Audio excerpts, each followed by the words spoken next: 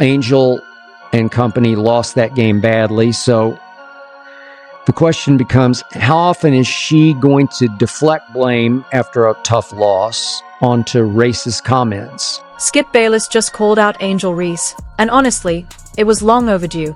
After Reese once again tried to play the victim in a rivalry she helped create, Bayless exposed the whole act. He pointed out that the WNBA is so busy protecting its real moneymaker, Caitlin Clark, that they are letting players stir up unnecessary drama and get overly physical on the court. The stats tell the story. Clark's games are selling out arenas, while Reese's team can't even fill half the seats. If you're backing Caitlin, drop a CC superstar in the comments. Let's go. But here's the issue facing Angel Reese. After bad losses, she sometimes publicly plays the victim. So what exactly did Angel Reese say that got Skip Bayless calling her out in public? After the Chicago Sky were completely blown out by the Indiana Fever 93-58 on May 17th, Reese came forward with some serious accusations, claiming she was targeted with racist behavior from fans during the game. She described a hostile atmosphere and ongoing harassment that she said had followed her all season. But when people started digging into the details, her story began to unravel, almost as quickly as the Sky's defense trying to stop Caitlin Clark. First things first, let's hear what Angel Reese has to say. Let's hear Angel Reese. And if you guys pay attention, listen to her voice and listen to how she's on the edge of breaking down. Very funny. Hate speech. Yeah, obviously there's no place in this league for that. I think the WNBA. Let's also watch the nervous body language, the nervous twitching. Yeah. Our team and our organization has done a great job supporting me. I've had communication from everyone, from so many people across this league, and being able to support me and going through this whole process. Obviously, it could happen to me, it could happen to anyone, and I think they've done a great job supporting us in this. How did it affect you Saturday, trying to do your job, trying to play, and having this going on simultaneously? Yeah, obviously it's tough, but I think I have a great support system. I'm loved by so many people, and obviously in the moment it's hard to hear, but my support system is great. Reese's initial claims focused on experiencing racist harassment from Caitlin Clark's fans, especially during that brutal loss in Indianapolis. She said she'd heard hostile remarks near the court and suggested this kind of abuse had been an ongoing issue tied to her rivalry with Clark. But the timing raised some eyebrows.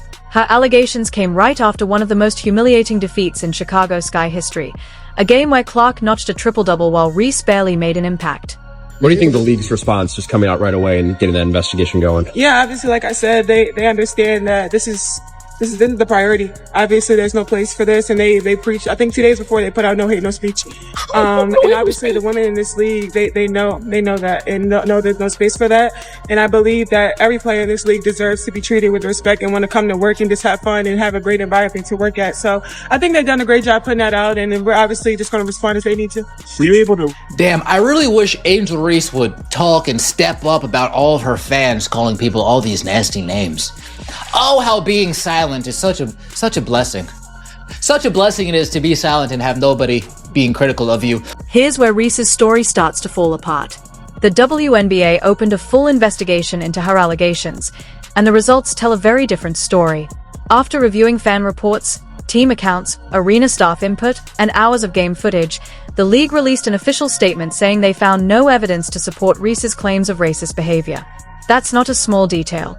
That's the WNBA essentially saying her accusations don't hold up against the facts. Headline: WNBA unable to verify, quote, hateful fan comments, unquote, toward Angel Reese. Okay.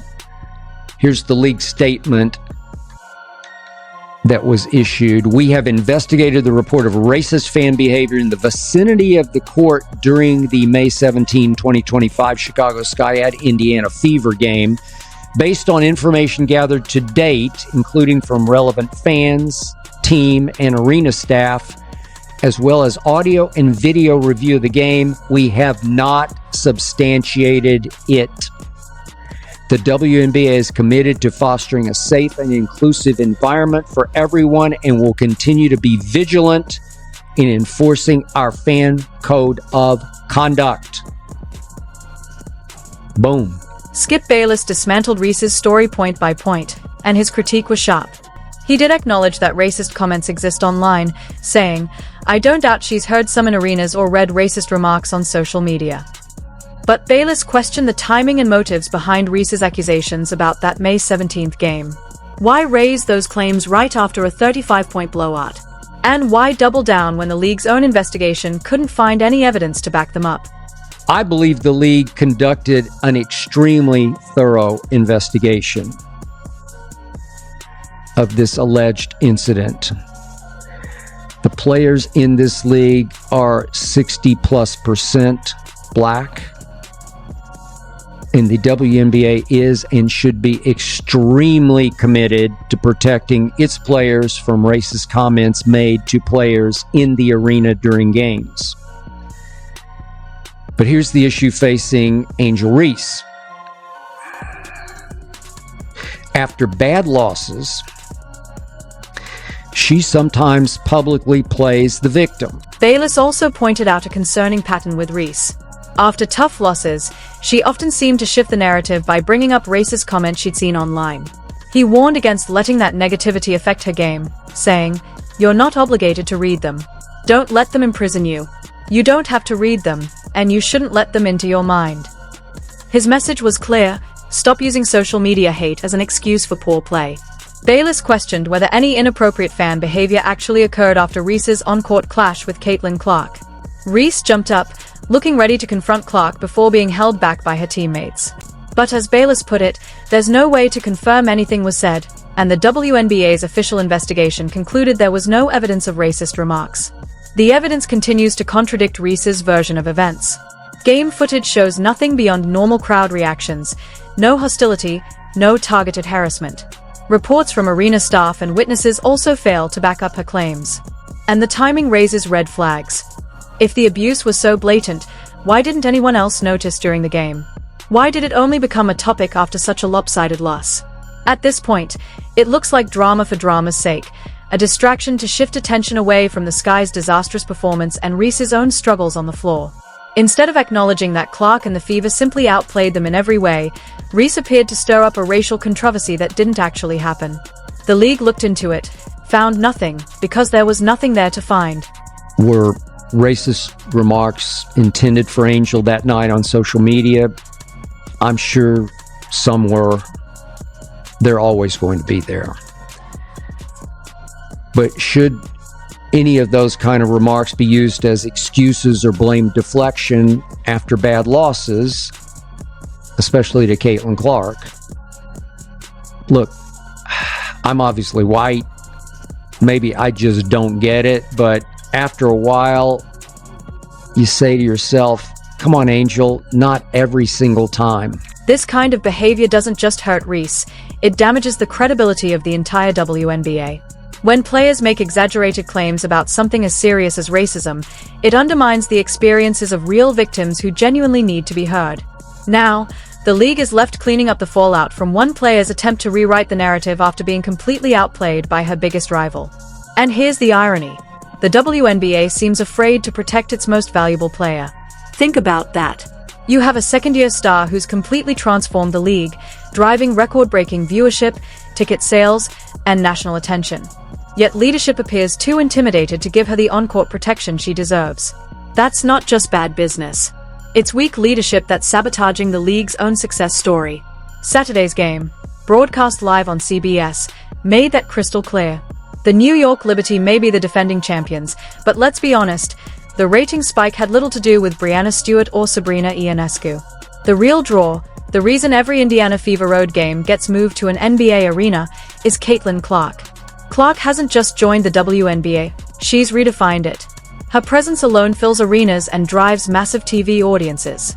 When she's on the floor, games sell out. When she's not, half the seats are empty and social media goes silent. The Liberty vs. Fever matchup pulled TV ratings most WNBA teams could only dream of, and everyone knows why. Fans are tuning in for Caitlin Clark. The Indiana Fever, in the loudest, most intimidating arena in the league, got screwed 3 times, not 2, 3 times in the final 12 seconds of a very close game. and obviously got robbed at home. At home, in that home. Fever coach Stephanie White, after the game, called the no call on Bonner egregious. It was.